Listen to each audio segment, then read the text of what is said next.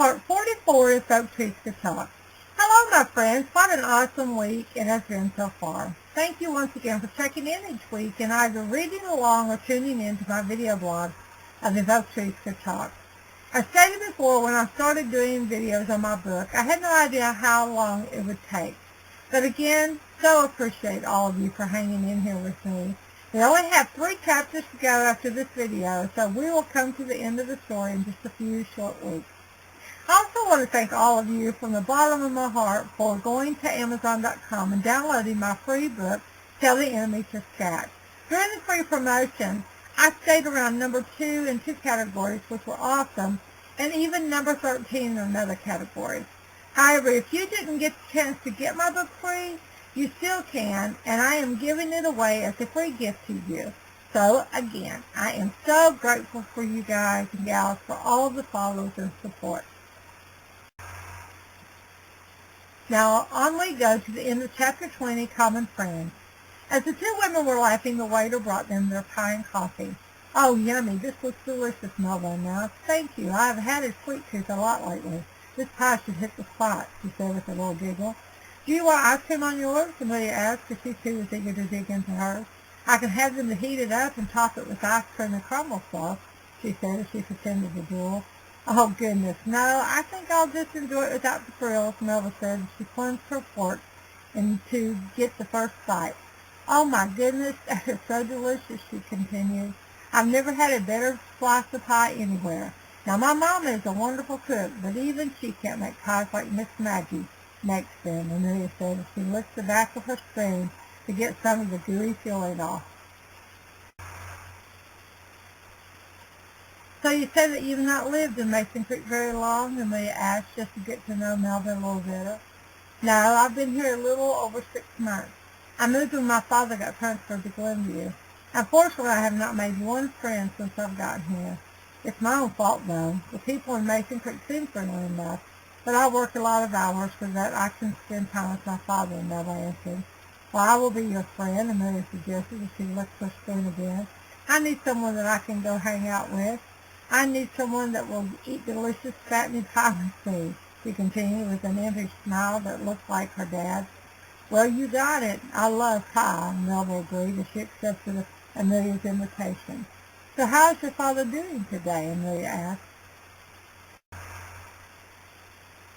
Well, he's probably like your parents. He has his good days and bad. The important thing for my dad is that he keeps looking ahead. He battles with depression because of my mother passing. Honestly, if I didn't keep after him, he would probably rather give up than live. He's all that I have. I do not have brothers or sisters. I have only one great aunt that lives in Savannah, but we do not have a close relationship. I sometimes feel like I'm being selfish, but I need him, Melba said as she felt like she could be open with Amelia since they had so much in common. No, it is not selfish to want your parents to live and to be well and happy. Outside of my husband and boys, my parents are my life. I don't have siblings either, so my parents doted over me, Amelia said. That's why I am so determined that I will not let anyone hurt them, Amelia stated as she alluded to the reason for her and Melba's moving.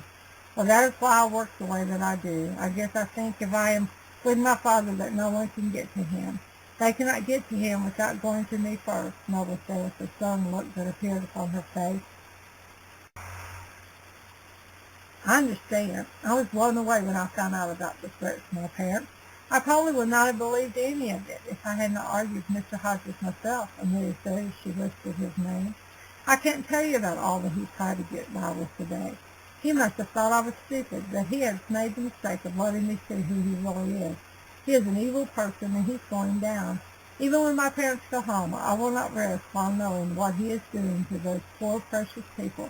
Most of those people are friends and neighbors that I grew up knowing.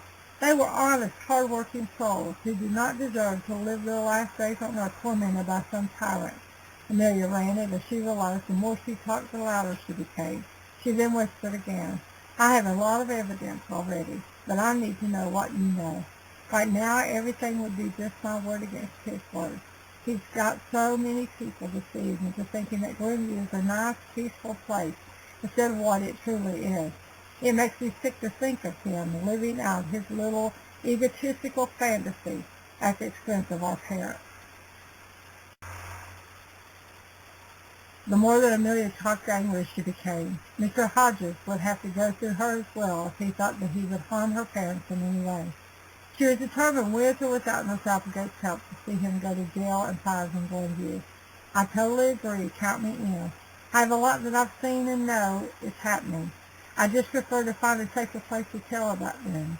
I do not want retaliation paid to my father because that tyrant is pissed off at me. You understand, right? Melba whispered, so as not to be heard. Okay, I have someone I want you to meet. He had already been investigating, but he needs more people to come forward. I will let you know when. We can meet at my house if you want. I will buy one of Maggie's pies and Maria bribe. That's extortion, Melba chuckled. I will do what I can do to help. I knew that I could not do this alone. I am so glad that we met. I promise that I will keep an eye out on your parents. If I see anything suspicious at all, I will let you know. I just have to do it in a way that it does not bring attention to me. I have to protect my father and cannot lose my job, Melba said again in a whisper. When the two ladies finished off their pie and coffee, it was getting late. Amelia wanted to get to Glenview early the next morning so as to see how her parents were. The fact that her daddy suggested that he was going to try to be the inside man made Amelia feel very nervous. She knew her daddy. Henry was like an ornery cat in that he was curious and poked his nose into things that he shouldn't. She knew that he would not rest until Mr. Hodges was arrested. Amelia, however, did not want him to fall prey to Mr. Hodges until that happened.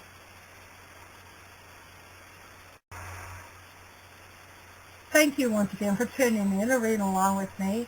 It's my hope that you have been enjoying my romance suspense novel, Folk Truth to Talk, for it is my pleasure to share it with you. As always, I would love to hear from you. I want to thank all of you that have begun following my WordPress blog. Please continue to tune in as we are moving right along through the book. If you're interested in obtaining your own copy of Folk Truth to Talk or any of my other books, please visit my Amazon author page here. Also, if you are new to my video blogs and would like to catch up on the story from the beginning, please check out the archives of this blog or simply subscribe to my YouTube videos as they are numbered and in order. I am also a weekly contributor to the Lakeview Times. All of my videos are published each week at www.lakeviewtimes.com.